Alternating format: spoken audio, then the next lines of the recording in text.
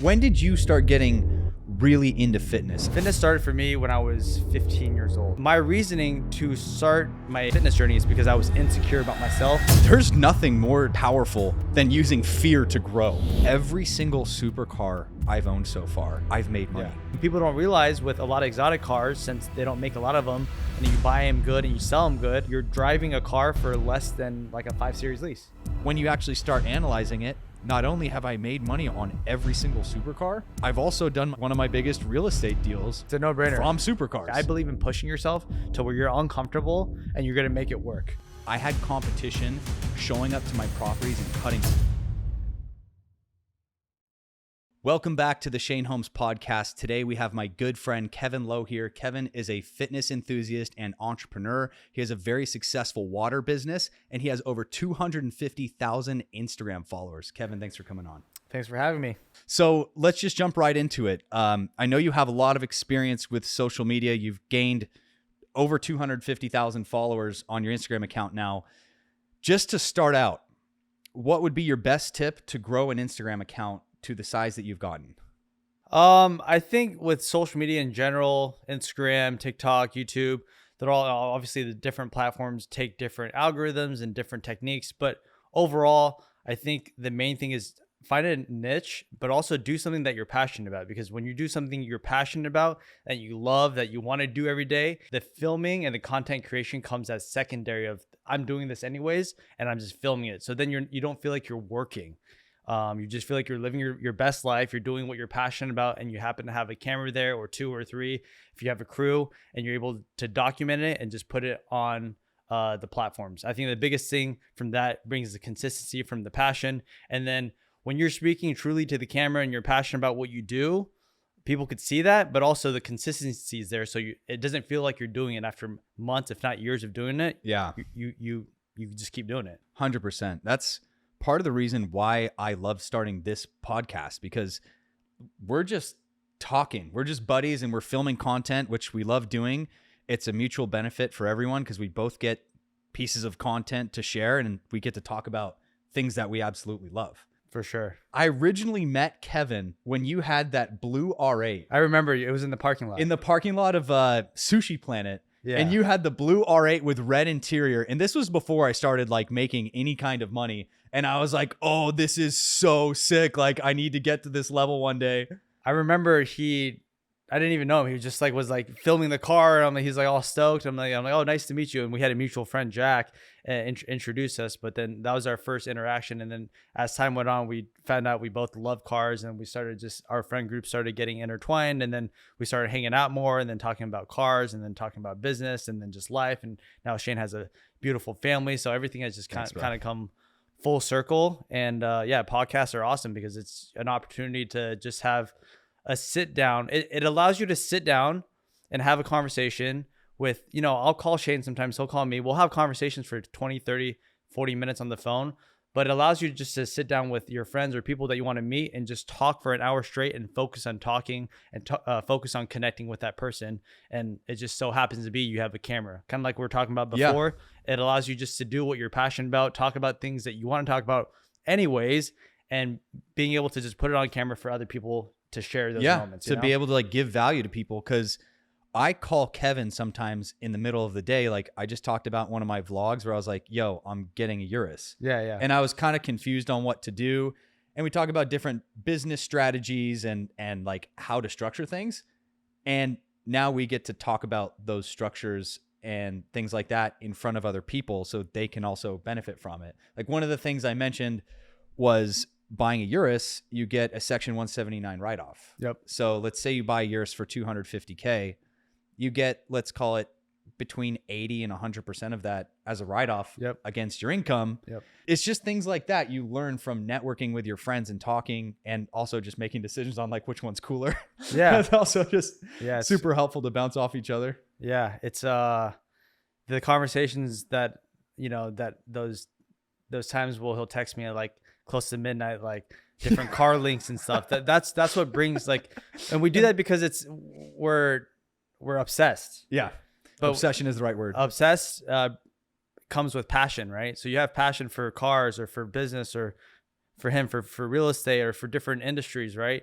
And then it doesn't matter what time it is. You send that text, and then since I have that same passion, I'll call them and I'll tell them that's sick, or I don't know about that color, or the deal's great, or the deal's not that good. Yeah. And then the conversation will continue. But what I want to bring to the podcast and what I bring, every day when I talk to people is like, I think one of the most important things is focusing on not just money and not just your physical fitness, not just these things that you see in the outside world, but like your passion for these things. What was the reason why you decided to really dive into So fitness? I started working out when I was 15 years old. Okay. So it was my sophomore year in high school.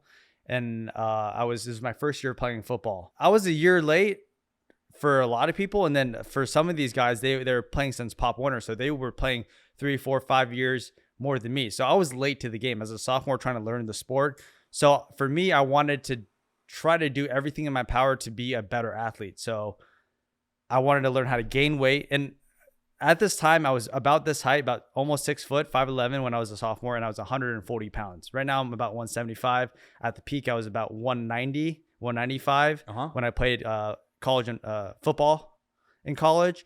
But my reasoning to start my fitness journey is because I was insecure about myself on how I was on the field. I was a skinny football player. Yeah. And football players need to be a little bit bigger, a little stronger, a little faster. So for me, I wanted to dive deep to be able to give myself more self-confidence, but also be able to have more performance on the field. Yeah. So within my first 3 months, I remember it was like a summer going to the next year. I went from 140, 145 to 165. Yeah. It's a big jump. All my lifts up. I got faster. So within like the 3-month period, coaches were saying, good job. I remember my peers saying like, damn, how'd you gain the weight? They were asking me for advice. And then I was getting more attention from girls at school. So my whole entire life changed from me just focusing on one part of my life, which was physical fitness, and being able to change. Honestly, it changed my life, you know? And that's why for me, like, why would I ever quit? Obviously now I don't do it for sports. I don't do it for football anymore. I do it more as a passion. I do it for lifestyle. I do it for long-term health. And yeah, I post it on social media, and I'm able to connect with other fitness professionals and other people that want to work out. And we have amazing conversations like Shane and I with the cars, but it's just another aspect of life that I've been able to dive deep into because of initially my insecurities of being too skinny, but now it's a passion that a lot of people share that same passion and able to have these really meaningful conversations with, because there's a lot of people that are into fitness or that want to get into fitness or maybe want to lose weight or gain weight. And it's something that, it's a huge part of my life.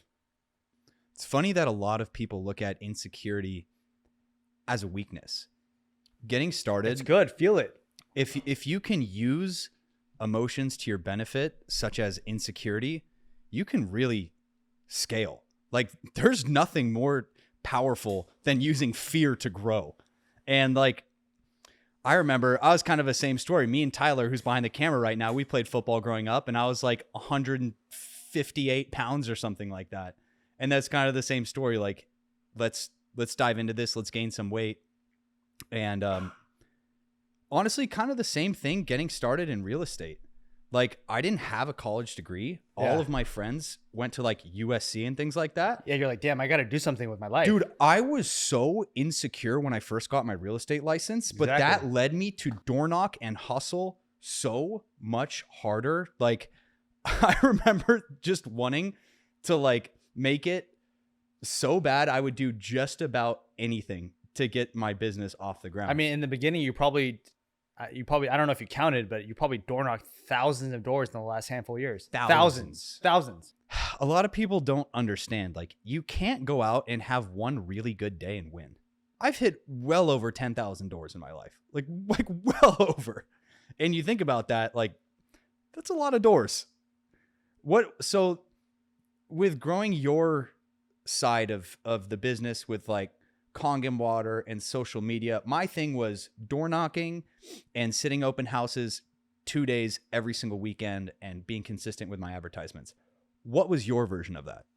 My version of that is because I've made money a lot of different ways. One of the main ways I've made money and I continue to make money is through a product called Kangen Water, which is a water ionizer that we sell through a network marketing / MLM company. So it's a company that allows consumers to share a product to other consumers to be able to make money and then build a business off of a network of people that sell a product that they believe. And the awesome thing about it is it teaches you a lot about the product, but also teaches you how to network with people and coach people on how to sell a product that you're selling and then help them build teams. So for me, I think the one thing that really helped me propel me in terms of my Enagic Kangen water business is being able to find people that were better than me at certain areas of the business that I was not as good at. Mm-hmm. The key to building an empire, and a lot of people that watch podcasts and that are online and that listen to books and audio tapes and that are, do self-help, you'll hear that you want to build a team with people that have skill sets that are better than yourself. For sure. You don't want to be the smartest in the other room. You want to be the most resourceful as like a entrepreneur, as a CEO, as someone who's running the ship. Your goal is to get as many people on the ship that are way better than you at a lot of different things. But make sure they're incentivized and make sure that they get what they want in terms of what they're getting into. Yeah. But that's your job as a CEO or as a person steering your ship to be able to give opportunities to people to be able to excel in what they're good at. Yeah. So I think that for me, one of the biggest things that helped me and that I focused on was networking with the right people and making really meaningful connections to be able to create something bigger than myself, bigger than that one person can do, but collectively building something that we could all look back and be like, wow, like that's pretty awesome. Yeah. I think a lot of people, and I've made the mistake early on when I first started hiring people, I always looked at it as, oh, like this person works for me. And I now have a completely different view. They work with you. We all work for the business. I'm in the trenches every day. Yeah. Tyler's in the trenches every day. Eric's in the trenches every day. We're all in it. Like we're all doing it. And when you're leading a business, wanting to always be correct, wanting to always be the shot caller every single time, it just doesn't scale at the same pace. No, as if you're all like you got to let other people make decisions sometimes. Yeah. I think the biggest thing is being able to delegate, not just doing it yourself. Yeah. Because there's a big difference between self-employed and business owner.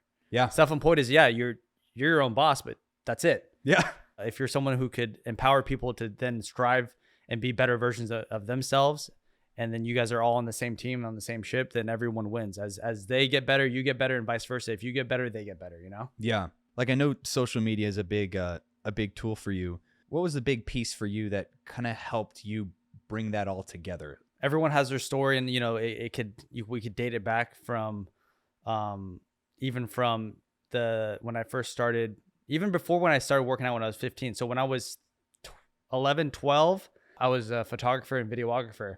When we used to be a BMX bike ride, and I used to film. I was okay, I was fine, but a lot of my friends turned pro. Yeah. So I used to film all these videos of them, and we'd post them online on the forums. Before social media, there was forums. That was the way of the internet. I remember forums. Yeah. So we posted some videos on. It was specifically this site called The Come Up, and I remember within a few days, one of the videos got like 20 or 30,000 views, which is insane back then. Yeah. That video got my friend sponsored, Andrew. Shout out to Andrew if you're watching this. What's up, Andrew?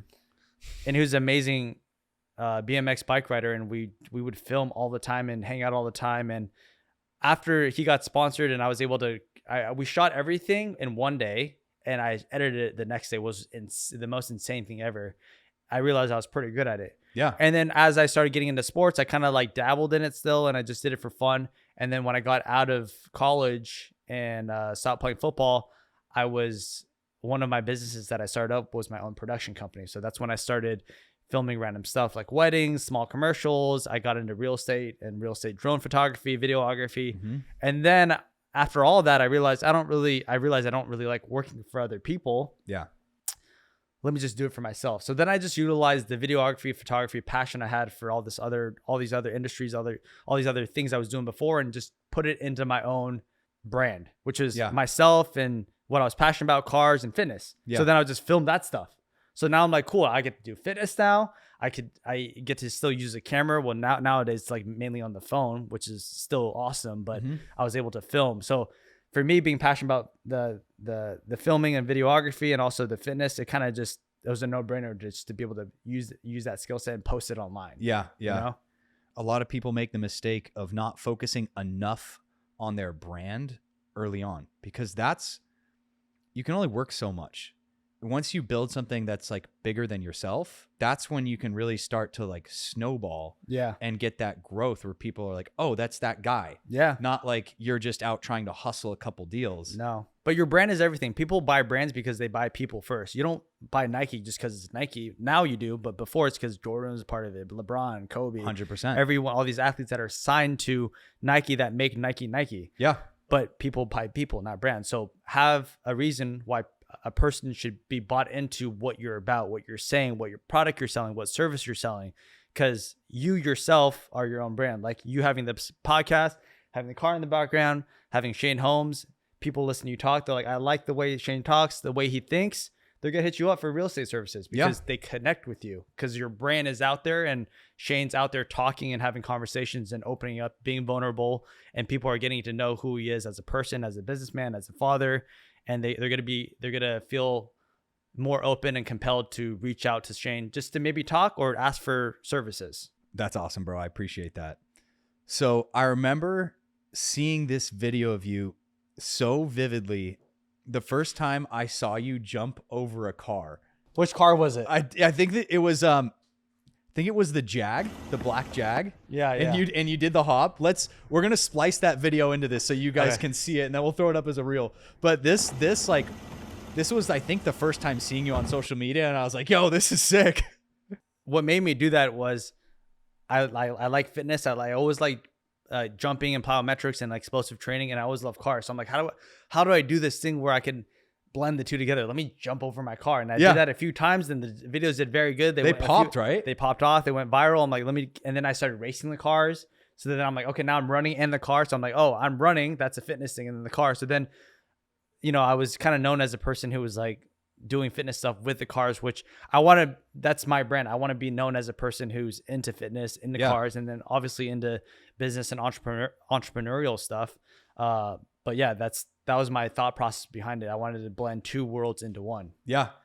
That's another reason why I love having the car in the backdrop of the camera, because it's so cool when you can take two of your passions and throw them together and make content with it. It's just more relatable. And it's also obviously as a cover for YouTube or whatever platforms this is on. Like if someone's into cars, they might just click on the video and because they're into Ferraris or they're into supercars, and then they hear what we're talking about. They're like, oh, that's pretty cool.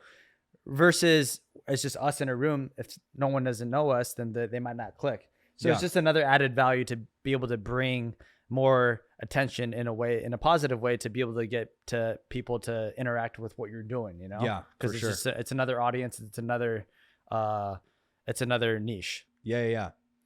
So you have the Rivolto coming, right? The Rivolto is coming. Is it Rivolto or Rivolto? Tomato. Tomato. Yeah. I'm not Italian. I don't speak Italian. I'm not going to pretend like I speak Italian. You got to say it like this, though, because they, Italians. Arrivederci. Oh, is that from Inglourious Basterds? Yes. No, Brad Pitt? Yeah. Arrivederci. And then he's like, Muscusi. Yeah, dude, And then these guys are like, this guy is not Italian. And they're like, in the movie, they're like, the guy was asking Brad Pitt, do you speak Italian? He's like, yeah, a little bit. He's like, he speaks no Italian. So yeah, the Rivolto, however you want to say it correctly. If Italian people, please correct me. I'm sorry if I'm butchering it. But yes, it is coming. There's no specific date because even the dealership doesn't really know. Lamborghini has their timeline. But end of March, maybe early April, Q1 of this year. But you have like one of the first 3 cars coming into the US? To the dealership, because I think each dealership gets a handful of first corporate or like Lamborghini spec cars. So the ones that are coming with the car that I'm getting we only got to choose from like 6 different colors. So which allowed us to get early access to the car, and there's only going to be a handful of them for the first, for this year. Yeah. So in LA or really anywhere in the world for the first and up until 25, you're only going to see a handful of them on the streets. And then all the customer spec cars will come in 2025. But yeah, that's the V12 Lamborghini, like yourself, like a lot of people. It's to me, it's like the pinnacle, and it's one of my, it's the dream car I'd never had. Like I always wanted the Mercy. It's too young. Aventador came around. I had 2 Huracans, but I never was able to pull a trigger on an Aventador. So I skipped the Aventador. Now with the Revuelto coming, I'm like, I don't think there's enough words for my like excitement, my anticipation, like how it's gonna feel driving, how it's gonna look, just the thrill of it, and just everything. I'm beyond excited with words. 100%. I just went and sat in one yesterday, the display car that they have at Westlake. Yeah. Just sitting in that cockpit is different. It's like new, but then but it still feels like an Aventador. It still feels like big, and then it's a substantial car. It's a 1,000. It's a substantial price too. It's 1,000 horsepower. It's got 3 electric motors. It's dual clutch, which the old ones, the Aventador wasn't. So it's the next generation of Lamborghini. I can't even describe. And they're what? They're like 700K or something. They crazy? start 0 options, about 603 or something. Jeez. I could be wrong, but like low 600s, like pretty much 600 flat. Options, you're looking at 660 to 750, depending on like how you option it, what carbon options, what color, whatever. But I'd say most of them are going to be roughly around 700. Yeah. And that's crazy, dude. That's a house. It's so wild. It's a house in a lot of areas. It's a really substantial house in a lot of areas in America. Yeah. So I feel very honored. I feel blessed. I feel lucky. I feel proud to be able to just even have the opportunity to get one of these in my hands, goals. You know? So yeah, I'm the whole car thing is just, I mean, we talk about it all the time. It's just, there's car people and there's non-car people, right? Yeah. Car people look at cars as, it's a form of transportation. It gets you from point A to point B, but it's like you could just look at a car for an hour and just, as a piece of art, you could just look at it and just be in awe. And then you can get in it and start it up. And then how the motor sounds like a symphony, that's another piece of art. Mm-hmm. The connections you make driving down the road, going to car meets, having conversations with people that are into supercars is another thing. The attention you get from people that, like, when we were younger, we were looking at these Ferraris and Lambos and like going up to the older dudes and then asking them what they did. Yeah. It's a conversation starter. And every time you get in, people don't realize, it's people that aren't car people don't realize it's a full-on experience. Mm-hmm. Every time you drive, it's like going on a vacation. Like when you go on a vacation, you're escaping. Yeah. You're having a good time. But literally every time when you get in your passionate car that you love, you're escaping, even if it's for 10 minutes down the road to your office or to the gym or to the market or going on a drive. So like to be able to experience that at the tip of your fingers, just, this is parked in your house whenever you want, is like one of the most amazing things that if you can financially afford it, there's no words that can describe it. There's no words. And also, like you said about the network, like I was at the Four Seasons, just parked, and I walked out. Another like kind of young looking guy had a red F8 next to me, and we just kind of started talking. Yeah. And we became friends, and we chat every once in a while now. It's Mr. Beast's social media manager. And you wouldn't have met him if you didn't have a Ferrari. And you can't put a value on like some of the relationships that you make. Don't always look at it as like, okay, I met this guy, like, how am I going to make money? But it just happens. Like if you're like-kind people and you're sharing knowledge, even like not even the transactional benefit, but just your brains get to like share. Yeah. It just feels good. It levels you up so much. And you look at how they operate. And the conversations you have and like what they're doing. Maybe they're doing some things in life that you're not doing, and it opens your mind, and then you take a different route in life, and then you want to do these other things because you had the conversation with this person that you met because you have a Ferrari. And I mean I might be here, but maybe I wouldn't be here if I wasn't into cars, because then you wouldn't have we wouldn't have met. We wouldn't have met. No, you wouldn't have went up to the R8, and then we wouldn't have started talking, and then like if you didn't continue buying cars, we wouldn't continue to talk about cars. Yeah, because initially our first our first initial bond with our relationship was just car stuff. Yeah. It wasn't anything else besides that. That was it. And then it built into other things. But that's how life is. You start with a common bond, whether it's cars, fitness, real estate, family, and music. then you ended up as a best man at my wedding. Exactly. As one of the groomsmen at my wedding. Exactly. Pop the photo in, boom. Yeah. That's the essence of life, though. Being able to be passionate, being able to do what you love, be confident about it, but also like not feel like, be proud of what you do. Yeah. And then share that And other people are going to be the same. They're similar. They're going to share what they do. And then you're going to have more connections. And at the end of the day, life is all about moments and time. Like the time you spend with your family, the time you spend with the people you work with, the conversations you have, you know, the mindset you're in. It's all about your moments, and our lives are made up of moments in time from now to the day we die, you know? Yeah. So what are we going to do to make really good moments in time? What are some things that you do? You touched on mindset. What are some things that you do to help stay focused and to help continue growing? I think having a routine is very, very important. Number one, routine and consistency. So I wake up every morning, I have like my morning shake. I drink 20 ounces of water to start my day. And then I get to the gym, I work out, and then I prime my mind to be able to attack the workout, to have a good workout. My body's filled with endorphins and oxytocin or serotonin, and my body feels really, really good. So then after I'm done with my workout, I'm ready to do whatever. You're ready to rip. I'm on a high. Yeah. So I'm ready to have a conversation, send an email, have a meeting on Zoom, in person, sell something, whatever. Just connect with someone. Yeah. Do research on something that I want to learn about, but I'm ready. So I think having a base to where you can wake up and do something positive so you can look forward to the day. Yeah. Then you can have a better mindset on the day. And, you know, your great lives are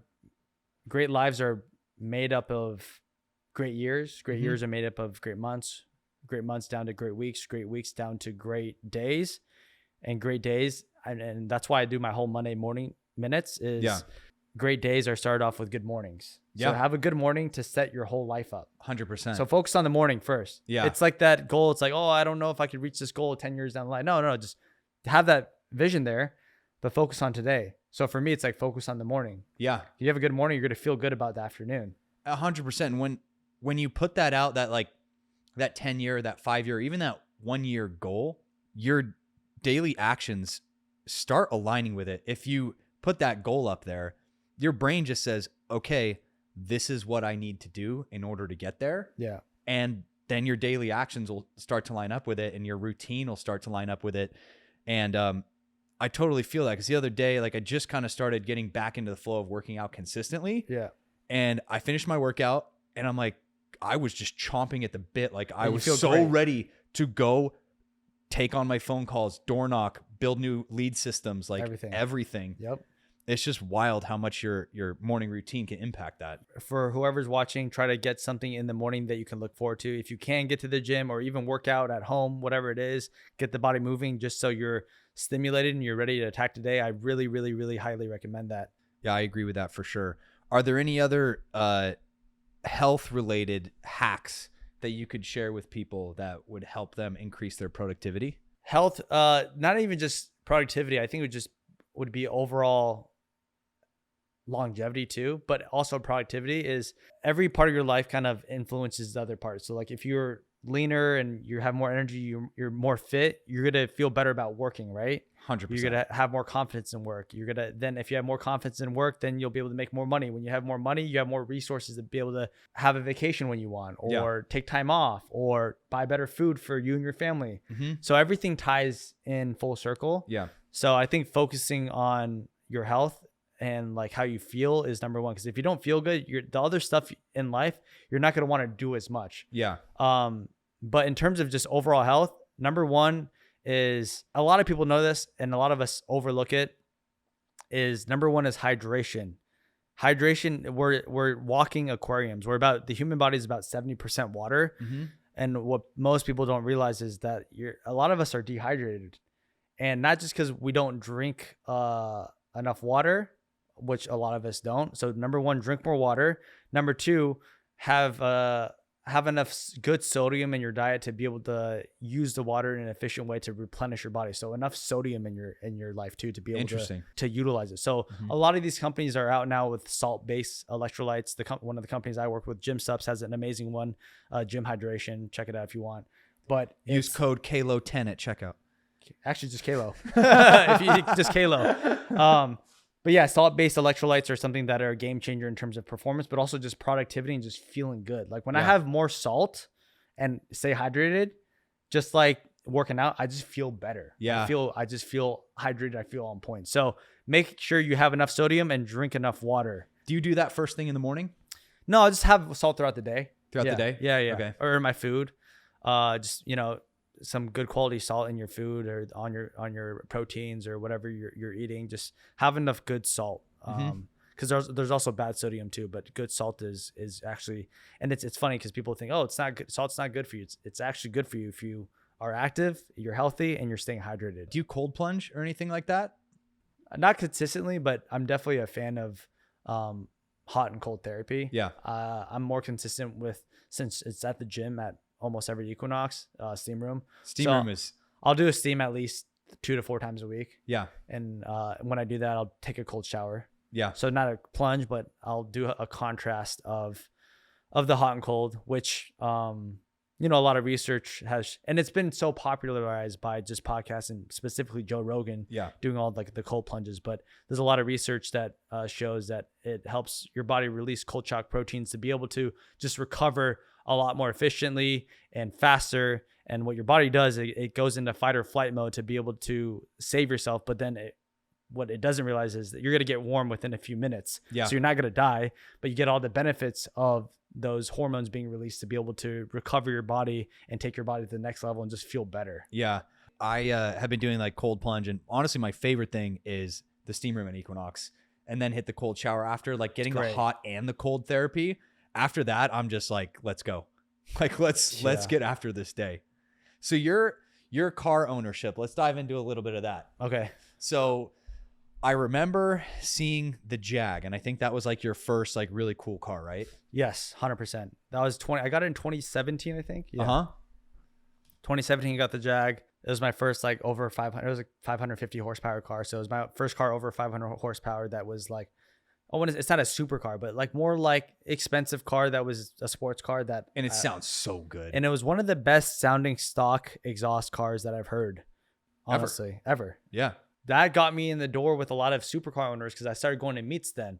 And that's when I was always into cars. When I was in high school, I had a Volkswagen GTI, 1.8 turbo hatch. I had a GTI too. Yeah. I didn't know that. Mark IV. Yeah. 2001. Yeah, Mark IV. I think that's Mark IV. And then after that, I had Subaru. So like for me, like I had a Subaru too. Subaru was my shit back in the days. So I had an 09 WRX wagon. Yeah. Dude, you would have been so cool having a WRX wagon at that point in time. It was, like when the wagons came out, I remember one of our friends at our high school had one of those. Like it was just like, that was it. I got my first racing ticket in high school on Mulholland before the Snake got closed down. With that car, I had a lot of memories in that car. And I learned to drive. I learned to drive stick on the GTI, but I learned how to drive stick efficiently on the WRX. I learned how to drive because a lot of my friends were motocross riders, were like 4, 5, 6 years older, and they all had SCIs, and they're really good at driving. Yeah. So I was able to learn from a lot of these guys that knew braking points and line and turn in and how to power out. And I was able to learn from people that were better than me, which actually was another point that I want to bring up before we get into more of the cars was, you said like things that have helped me is, number one, being consistent, but number two, surrounding yourself with the right people. 100%. People that are motivating, people that think on the same wavelength as you, but also people that are better than you at certain areas in life. So you could bring them value in areas maybe they're not so good at, and then they can uplift you in areas that you're trying to get better at. Right? Yeah. Like Parker, who we just had on here. Yeah. He has been so helpful with learning how to get YouTube off the ground. And like he's been doing it forever. And he's done like 1,000 edits or something like that. So he's like, and vice versa. If he has questions about real estate or like rental portfolio, things like that, I'm able to help my friends out with that. Even though if I'm not making money, like, and they're not buying something, I'm still I'm so passionate about sharing that information with people on like how to scale that out. So definitely the network and having people around you, and like even like having you around me, learning about fitness, like it's a game changer. Yeah, it's the law of association. It's by definition, it's the 5 most people you surround yourself with is who you become. So if you surround yourself with people and you're trying to get fit and 5 people that don't work out, it's going to be harder for you to get in shape. Yeah. But if you hang out with me and other people that are like, this guy's running a marathon, this guy's trying to bench press 500 pounds, this guy's trying to get shredded for a show. Yeah. Then your likelihood of being in the best shape of your life is just that much higher. So it makes your odds higher of having success. So 100%. that's all we have is our ability to give our best chance to be able to be successful in the areas that we want to accomplish in, you know? You said it so well, because you can hang out with people that aren't performing, but it makes it that much harder to become successful. It does. It's possible. You can still do it. It's just harder. Yeah. And it's maybe not as fun. It's definitely not as fun because you're fighting an uphill battle. Yeah, for sure. So I met you. You went Jaguar. Yep. And then what was after that? Was it R8? It was R8. And then From R8, which was Huracan? one of my favorite cars I've ever owned, was Huracan Evo. Yep. And then Huracan Evo. And after the Huracan, that's when I started this whole like car, not investing because I guess you're not investing to make money, but you're doing it in a strategic way to not lose money, which we talk about all the time. Like if we can buy and sell cars and not lose a bunch or maybe make a little or break even, Yeah. that's our goal. Yeah. And people don't realize with a lot of exotic cars, since they don't make a lot of them and you buy them good and you sell them good, you're driving a car for less than like a 5 Series lease sometimes. Yeah. Not all the time, but sometimes. But like, Or a 3 Series lease or a Prius lease. honestly, every single supercar I've owned so far, Yeah. I've made money. See, there you go. Every And single the best one. one was it the Perf?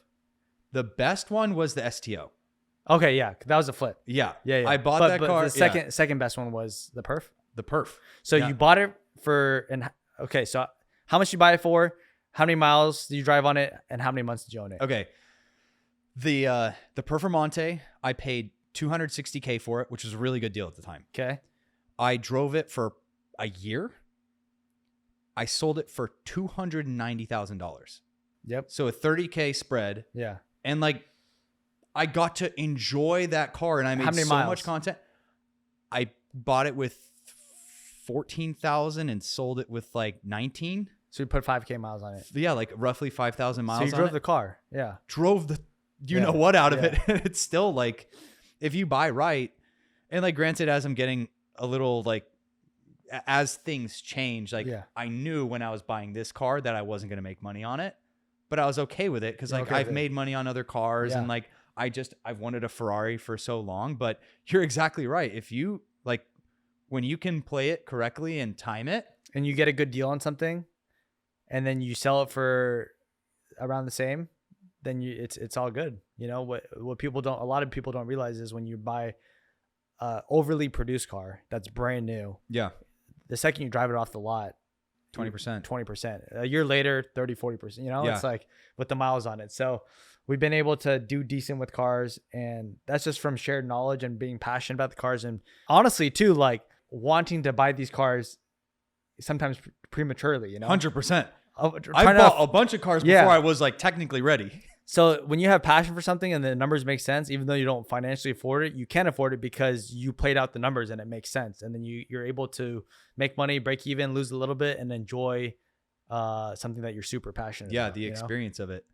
I remember like when I bought the Performante, it was the same time as you buying the Evo, and they're like very similar Oh, cars. same red too. We both had the same. Yeah, we both had car. red Lamborghinis like Yeah. at the same exact time. That was actually a really fun point. And in I did life. good on that car too. I bought it. I drove it for 9,000, just under 10,000 miles for Yeah. like a year and a few months. Yeah, I drove a lot.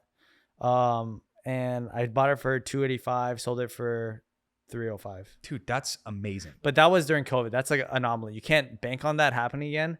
But with the 600, I sold it for about 2,000 more than I got it. I got a G-Wagon, flipped it, sold it for like 30 over of what I got it for at the time. I was able to make this deal happen. So there's opportunities out there, like real estate, like anything out there, Yeah, to where you can get in and out of stuff and have it make sense. yeah. A lot of people don't understand. It's easier to make money on an exotic car Yeah. than it is a 5 Series. You're gonna lose. You're going to lose money when you buy a 5 yeah, Series. you're going to lose. Or money. like whatever like the lower tier car is, they just appreciate more. It's harder to find a deal. You're generally just going to a dealer.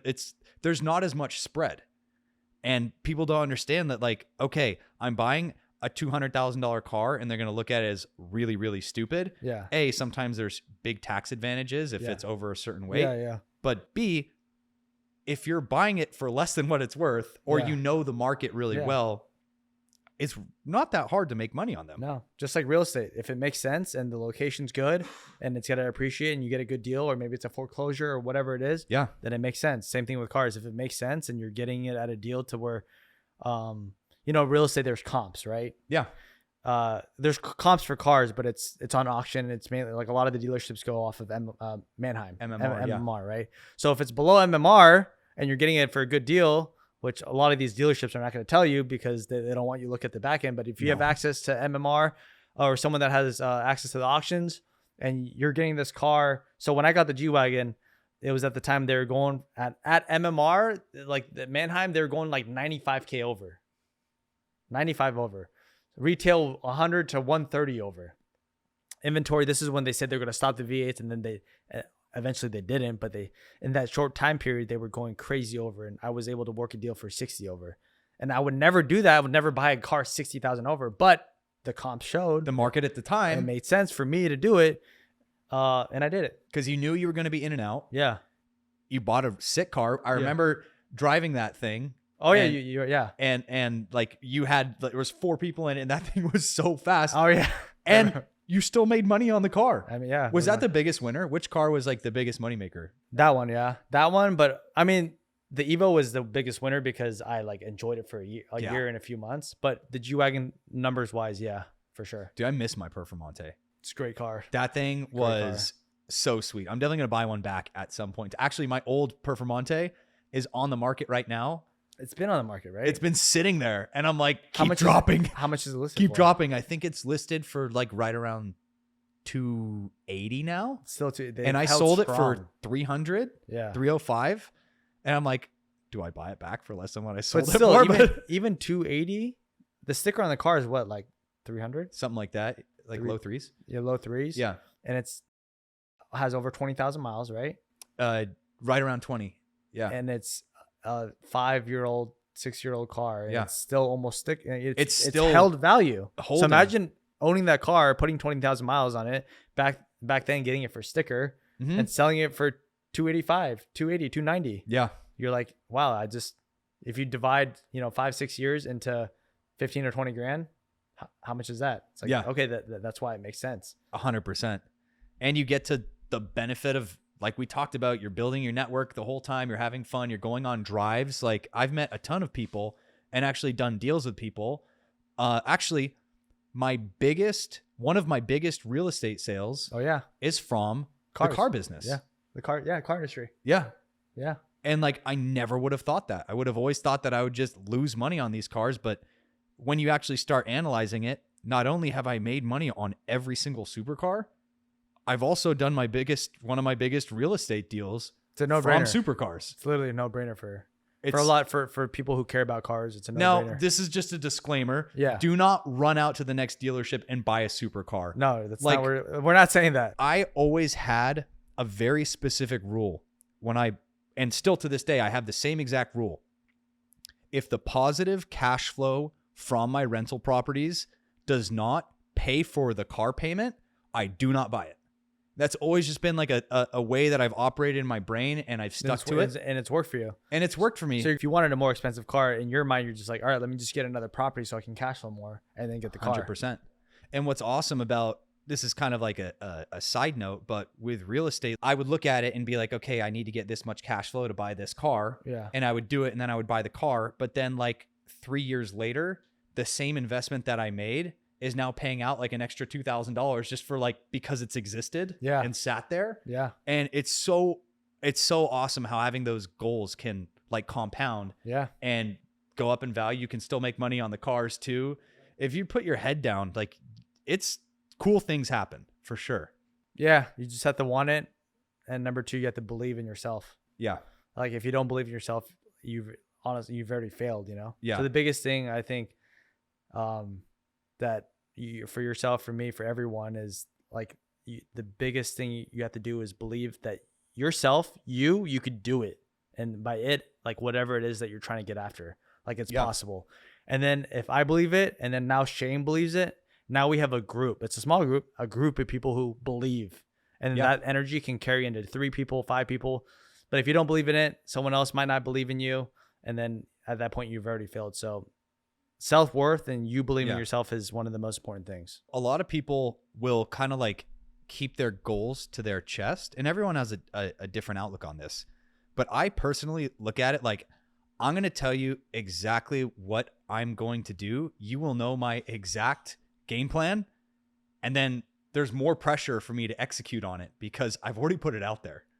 And I always find that that is like a super helpful metric to help me succeed. Like some people keep their playbook closed and I keep it closed in certain areas, but I kind of like when people know what I'm trying to do. Because then it kind of puts your stuff out there and like it puts pressure on you. Yeah. But some people fold on the pressure but some people thrive, you know? Yeah. I think it's the whole sink or swim mentality, right? Yeah. Like I believe in over leveraging yourself and pushing yourself in areas, sometimes financially too, physically, in every area. I believe in pushing yourself to where you're uncomfortable and you're going to make it work, or you're going to fail. Yeah. Like give yourself option to either make it work or fail. Yeah. Not just coast. Yeah. Because if you fail and you're a winner, you're going to learn from that failure and you're going to come back stronger. 100%. If you don't come back and you just stay failing, you're just done. You're not meant to succeed in that area. No. And you don't deserve it. And maybe you're not ready. Yeah. You know what I mean? 100%. This year, right as of January 1st, I brought on full-time media manager, already have like expenses for my operations manager, took on a new flip, bought the Ferrari, all in like a 2-month period. So it's probably the most expenditure in terms of finances you've done ever, maybe? It's up there. Yeah, it's up there. Like I've had a few flips going at once before, but for some reason this go around, it just felt like natural. Yeah. And I'm not that scared, but technically on paper, I am so leveraged and there's so much risk on my profile, but like my hands are steady this time. Yeah. Because I've been there before. Yeah. And I know that when I do it to myself, the outcome is generally a really positive thing. So for anybody watching this, I just want you to know, like, just take that risk. And once you've made it through it 1 or 2 times, that risk kind of becomes your new norm and it helps you get to the next level. So don't always look at taking on expenses and like hiring people or risk as like, oh my gosh, like, am I going to make it? Like, just calm down, take the risk and get through it. Because money is very important. We all need money to live in our society we live in now. But the good thing about money is you could always make more of it. With the time you have in your life of the lessons you're going to learn, right now, the lesson that you're meant to learn today, you can't learn something that you're supposed to learn today, tomorrow. I mean, you can, but what I'm trying to say is the time we have from now to the time we die is finite. Yeah. Money can be unlimited if you make unlimited money in it, or you could be broke. You could be broke and then make all the money back. Yeah. But the experiences are priceless and they're once in a lifetime opportunity. A lot of like billionaires, I mean, knock on wood, like I don't know that I ever want to get to this point, but like a lot of them have been bankrupt before. Yeah. And I don't ever want to get to that level. I always want to, just continue pushing through my risk. I don't think they really had a choice, and neither would anybody if that ever happens to them. But they're billionaires. They obviously made it back. Yeah. And then some. Well, because they learned a lot the first time around they went. And then maybe Yeah. when they lost it, they lost money, but the experiences they gain they're priceless. So those experiences you learn from whatever it is, the hardships that you go through the tough times, through anything, adversity that you might go through, those are the things that are going to make you who you are meant to be in the future. Yeah. And you have to go through those things that are super uncomfortable, that you don't want, the conversation you don't want to have, that financial decision you don't want to do, that position you might be a little bit over leveraged for a few months or 6 months or a year to get you to that next level. So you have to be uncomfortable to make yourself get to the next level, because comfort is great, but it's also one of the things that defeats everyone's goals because you're stagnant.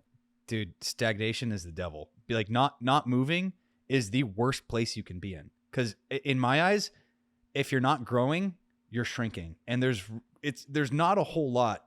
Well, if you're stagnant, you're going backward because everyone else is going forward. Yeah. You know? If you're on the freeway and you go to 0, people are passing you. So you got to speed up and go, and you got to go with everything you have. I remember like when I first started flipping real estate is when I really put myself in a position of like, oh shit, like I am completely in over my head. I'm dealing with so many outside factors right now. Like I had competition showing up to my properties and cutting water lines Oh, yeah. while I had like this insane overhead. And I remember I had to pivot and get so creative that I almost ran out of money. I sold the Performante, took the money from that to finish one flip that I had going. And then the other one, I had to lease it to somebody on a short term. I put it up for lease and I said, you have to pay cash up front for the lease. And that money literally saved me. So like I've been so close to going under before without, But this has worked for you. it's taught me where the limit is. Yeah. So like pushing the limit taught me Yeah. exactly where it is and how close to get to it. Yeah. And like, I'm not that close anymore. Like I hope to never be in that position. Yeah. Now again. you can make more strategic decisions and you know where your threshold is. But if you never took those chances, you wouldn't know. You wouldn't Never. know where your boundaries are, you know? 100%. I want to teach people that without them having to necessarily go through it, because that level of stress is But you can't. Everyone has to go through their own journey, Yeah. adversity, hardship. You know, they have to go through their own stress, emotional, like messed up. There has to be nights where people can't sleep and like they're like up all night. Like those are, it sucks when you're going through it, but in the long term, when you learn from it, the experiences you gain, the outlook you have on life after, it's who you're meant to be after. Yeah. It's making you the man you're meant to be. 100%. Dude, I remember when I bought this house, I went to like 5 lenders and they were like, you're not getting this house. Like you're not You're buying like- this house. You can't afford it. We're not qualifying you. No way. I ended up finding a very flexible lender who got me in the house. Yeah. We figured out how to make it happen. Yeah. And then this remodel ended up taking 18 months. And I'm not going to say exactly how much it costed, Yeah. but I was selling houses month by month to fund the construction and float my mortgage while this thing was vacant. And it was the most crazy process. But again, like that's what you have to do in order to build a net worth. Like now, obviously this house is worth like a lot more than what I originally paid for it, but that's the risks that you have to take in order to like make it.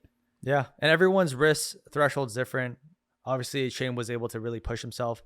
Some people don't push themselves as hard and they still make some gains, which is fine too. Yeah.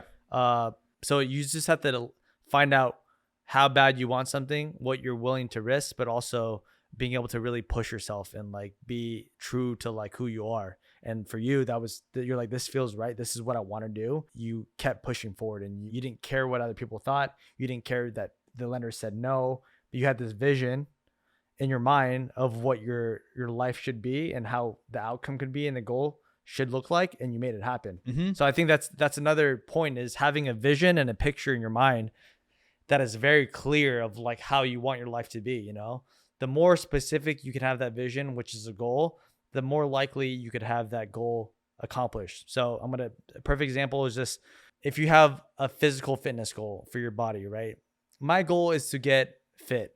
Cool. Like person A. Person B's goal is to get fit, but he's like, I want to bench, my bench is 225. I want to get it to 315. I want to run a 40-yard dash in under 4.5. I run a 4.75 now.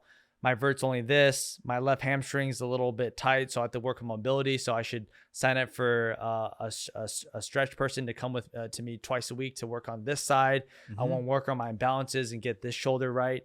And then they build a structure and a routine and diet plan based off of his very specific goals to be able to execute, because the goals are so specific. A lot of people just, I want to make more money.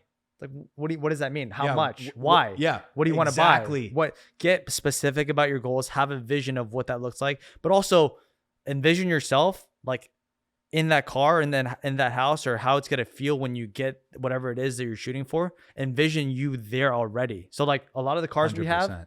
like we go test drive them and sit them before we can get them, right? Without even it being remotely affordable. And you know what's crazy is, I don't know if I have this photo, but the first ever Lamborghini that I sat in and started at Lamborghini North LA before it went to the Calabasas area. It was in Woodland Hills. And then now Elgar has that branch. It was in Woodland Hills. I sat in the car. It was a red Rosso Mars, red Huracan. Mm-hmm. And my first Huracan I got was Rosso Red Mars. Yeah. Rosso Mars Red.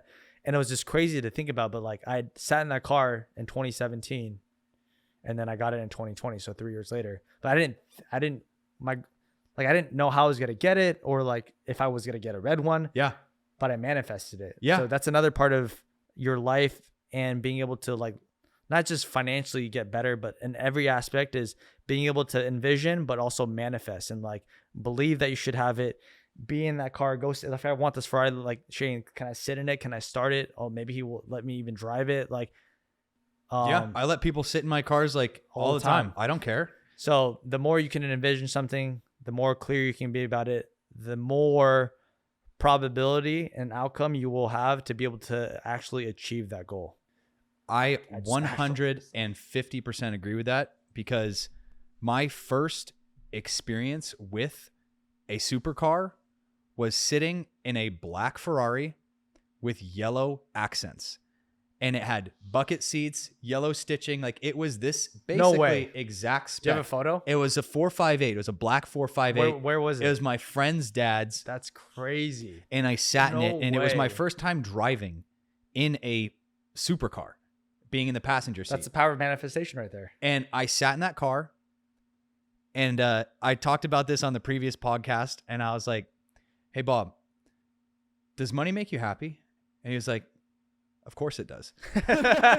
You're like, what? And ever since, like, I sat in that car and I had that conversation, I just knew that one way or another, I was going to figure it out. And now, like, weirdly enough, I didn't even think about Same it when I spec. bought this car. Until now, It's yeah. bucket seats, Yeah. has the fire extinguisher. Same. Like, black, Yeah. yellow accent, literally exactly the same. And this is now something I look at as like a forever car that I want to hold long term. So another thing I wanted to touch base on, what you said, Bob, right? Your His friend's name's dad? Bob, yeah. Bob. So Bob said, you're like, hey, does money make you happy? And he's like, absolutely, it does, right? Money is like we said earlier, it's something that we all need in the society we live in today. But money is something that, this is how I look at it. It's something that amplifies who you are as a person. So if you're a 100%. miserable person, you're going to be miserable with money too. If you're a kind person, you're going to be kind. If you're generous, you're going to just be more giving. Money is a tool to be able to utilize, to be able to just do more of what you're doing at a higher level. And it's a resource. So the more money you have, the more resources you have to live the life and do the things you want to do. It's not the source, but it is a tool, and a very necessary and very important tool. It's definitely a powerful tool. And a weird thing about money, because I talk about like money and arrogance sometimes and ego, and that's something that like we all fight with. But I find that money very specifically does two things to arrogance. A lot of people's arrogance comes from like insecurity and like really wanting to show that who they are and what they have and that they can do it. And when people get money, they either get way more arrogant Or way less. or way They're more like, I chilled don't out. want to see any of this. Yeah, like you know, they're flashing every watch everywhere, and like Yeah. just the way they constantly talk. It's like, bro, it's not that serious. Relax. But it is to them. yeah, It yeah, is to them. yeah. But that's just one thing I wanted to point out. Like, it really will either completely chill you out, It amplifies you or one or the other way. yeah. Yeah. One thing I wanted to touch on for people that are listening, the way that, because we were talking about like getting this house and getting the cars and what, like acquiring deals or things that you want. I always encourage people to just go that one extra mile, because when I bought this house, I got this house door knocking, bro. I found this off market door knocking, and the house I have at the top of the street, door knocking. And this was the last house, second to last house on the street. I ran out of papers and I was cooked. I was completely out of energy. And I was like, dude, that's it. Let I'm me just done. do one more street. I got 2 more pieces of paper from my car at the top of the street, and I hit this house and the one next door. These people called me and they said, Shane, like, we want to sell. I came back that night with a contract, not knowing whether or not I was like 100% ready, but I just signed on the dotted line. I said, like, let's go. And they were willing to do it, and we made it happen. That's amazing. And that's the moral of the story. When you don't, that's like working out. Everything goes into everything in life. Like, go that extra mile, go that extra rep, because you never know where it's going to take you, or who you're going to become, or who you're going to run into, or what deal you're going to get, like this house. So really, and that's you pushing, because you didn't want to go. You're like, I'm tired. I want to go home. Yeah. But then you no, pushed I was through. done. You're done. I legitimately checked had out. no interest. Yeah. Correct me if I'm wrong. You know more about the fitness industry than me, but it's like, it's always the last few reps that. I forgot what bodybuilder said this. He's like, I don't count until I start getting sore. That's when I start counting. You know, because like when you do 5 reps, like, okay, maybe it's not, you don't get sore. But when you really get a lot of benefit is when it's uncomfortable, and working out in business, when it's uncomfortable, that's when it really matters. Yeah. Business and like creating something in entrepreneurship is not always comfortable. A lot of times it's very uncomfortable.